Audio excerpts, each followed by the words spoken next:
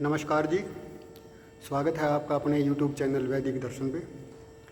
आज हम बात करेंगे एक ऐसी चिकित्सा पद्धति के बारे में जो हमारा चहुमुखी विकास जिस पद्धति से हमारा चहुमुखी विकास होता है।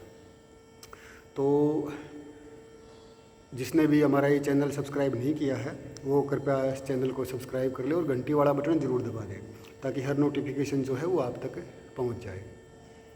तो आज हम बात करेंगे योग चिकित्सा के बारे में, योग विद्या के बारे में कि योग क्या है। तो समय को व्यर्थ ना करते हुए कंटिन्यू करते हैं। योग का अर्थ है जोड़ना। जोड़ना यानी कि दो चीज़ों को आपस में जोड़ना।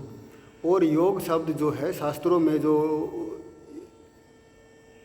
संबोधन किया गया है वो आत्मा और परमात्मा के को जोड़ने से किया गया है कि यानी कि एक आत्मा को परमात्मा से जोड़ना, वो योग के माध्यम से होता है। तो ये जो योग है तो ये है क्या? क्या ये जो योगा के नाम पे जो ये आसन प्राणायाम व्यायाम जो करवाते हैं तो क्या सिर्फ यही योग है या इससे भी कहीं ज़्यादा है? तो और इससे हमारा कितना विकास हो सकता है, तो वो सारी बातें आज हम करेंगे इसमें। तो योग दर्शन में योग के बारे में बताया है कि योग चित्त वृत्ति निरोध है, यानी कि चित्त की वृत्ति यानी कि चित्त के जितने भी व्यापार हैं, व्यापार मतलब यानी कि चित्त जितनी भी विचारों को लेके आता है, जितने भी जो भी हम सोचते हैं वो सब चित्त के व्यापार हैं। व्यापार मतलब चित्त के कार्य हैं। तो उन योग चित्त वृत्ति निरोध है, यानी कि उन वृत्तियों को निरोध करना ही योग है। निरोध करना मतलब यानी कि हम अपने मन को बिल्कुल चित्त को बिल्कुल नहीं रोक सकते। इसकी यानी कि हम ये जो कई बार ये आध्यात्म में एक बात आती है कि भाई विचार शून्य होना, हम विचार शून्य कभी भी नहीं हो सकते क्योंकि ये इसका एक कार्य है, ये अपना कार्य करेगा ही करेगा। हम हो सकते हैं तो एकाग्र हो सकते हैं एक विचार के ऊपर। तो जो ये हमारे को एकाग्र होना है एक विचार के ऊपर, तो वो कैसे संभव है और एकाग्र क्यों होना है? क्योंकि हम किसी भी विषय पर चिंतन यदि हमारे को करना होता है तो चिंतन हम एकाग्र अवस्था में ही कर सकते हैं। यदि हमारा ध्यान जो है वो विचलित चंचल रहेगा तो हम कभी भी एक विषय पर ज़्यादा चिंतन नहीं कर सकते। अब योग से होता क्या है? योग जो है वो हमारा सामाजिक, शारीरिक और मानसिक यानी कि तीनों विकास करता है। ये सामाजिक विकास कैसे होगा? सामाजिक विकास ऐसे होगा क्योंकि योग के अनुसार जब हम अपना व्यवहार बना लेते हैं, यानी कि योग के अनुसार हमारा चाल चलन होता है, तो जो हमारा सामाजिक व्यवहार, हमारे जो सामाजिक रिश्ते हैं, सामाजिक संबंध हैं, वो बहुत अच्छे बनते हैं। और उन संबंधों का हमारे को मानसिक तौर पर हम उन संबंधों को निभाने में परिपक्व हो जाते हैं, यानी कि प्रिपेयर हो जाते हैं, तैयार हो जाते हैं, समझ जाते हैं कि कौन सा संबंध हमारे को कैसे कैसे करना चाहिए। और शारीरिक तो होता ही होता है क्योंकि योग में जितने भी आसन प्राणायाम हैं तो वो सारे के सारे जो हैं वो स्वास्थ्य से संबंधित हैं। तो अब योग है क्या?